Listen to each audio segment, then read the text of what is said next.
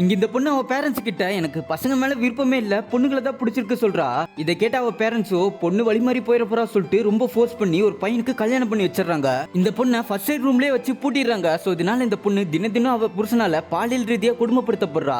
இதெல்லாம் பொறுத்துக்க முடியாத இந்த பொண்ணு புருஷங்காரனோட இன்னர்ல அரிப்பு செடியை தேய்ச்சி வச்சிடறா. புருஷங்காரன் அரிப்பு தாங்க முடியாம துடிச்சிட்டு இருக்கும் போது இவ அங்கிருந்து தப்பிச்சு வந்து தனியாவே வாழ ஆரம்பிச்சிடறா. சோ அப்பதான் சாம்ன்ற பொண்ணு ஹீரோயினுக்கு லிஃப்ட் கொடுப்பா.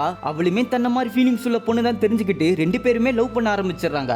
சாமும் ஹீரோயினா அவ அம்மாட்ட உண்மையை சொல்றதுக்காக வீட்டுக்கே கூட்டிட்டு போறா. அவ அம்மாவும் என்ன ஆனாலும் சரி இந்த மாதிரி ஒரு கல்யாணத்தை பண்ணி வைக்கவே மாட்டேன்னு சொல்லி ஹீரோயினை அசிங்கமா திட்டி அமுச்சு விடுறாங்க. அப்பதான் சாமோட அப்பா எல்லாத்தையும் கூப்பிட்டு வச்சு சமாதானமா பேசுறாரு. இதெல்லாம் வெளியே தெரிஞ்ச ரொம்ப அசிங்கமா போயிடுமான்னு சொல்றாரு. சாமு உங்களுக்கு ஒரு பையனை கல்யாணம் பண்ணி வச்சா ஒத்திப்பீங்களாப்பா, அதே மாதிரி தான் என்னால ஒரு பொண்ணை தான் கட்டிக்க முடியும்னு சொல்றா.